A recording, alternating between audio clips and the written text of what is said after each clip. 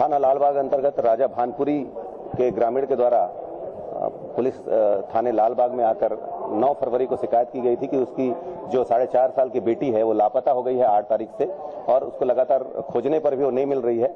इस सूचना पर 363 का मुकदमा दर्ज किया गया और हमारी टीम बनाई गई, जिसमें सीएसपी कोतवाली शुक्ला के नेतृत्व में थाना प्रभारी रहट गांवकर और उनकी जो 4 सदस्यों की टीम ये लगातार लगी हुई थी और इसमें खोजबीन कर रही थी। और गांव के आसपास के जितने नदी नाले और वहां के खदान हैं वहां पर सर्चिंग कर रही थी।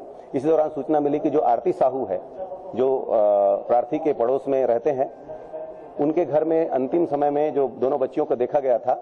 और इसमें फिर आरती साहू से लगातार पूछताछ की, दवापूर्वक पूछताछ की तो उसने जुल्म स्वीकार किया। उसने कहानी ये बताई कि जो बड़ी बेटी को उसने कुछ सामान खरीदने के लिए दुकान भेज दिया था। उसी दौरान जब छोटी बेटी जो लगातार उसकी जो आरती साहू की बेटी को मारपीट करती थी, परेशान करती थी, उसने उसको ऐसा बोला और एक झापड़ मारा। उस दौरान जो डिम्पल है, जो मृतिका है, उसने आरती साहू के हाथ को काट दिया और जो गुस्से में आकर आरती साहू ने उसके बाल को पकड़ा और वहीं पर पलंग पे दे मारा, जिससे लड़की के सिर पर चोट आई और वहीं पर वो बेहोश होकर गिर गई और मौके पर ही उसकी मौत हो गई। इसके बाद आरती साहू ने उसको सीमेंट के बोरे में भरा बच्ची की लाश को और अपने घर के सामने गड्ढा खोदकर छुपा दिया।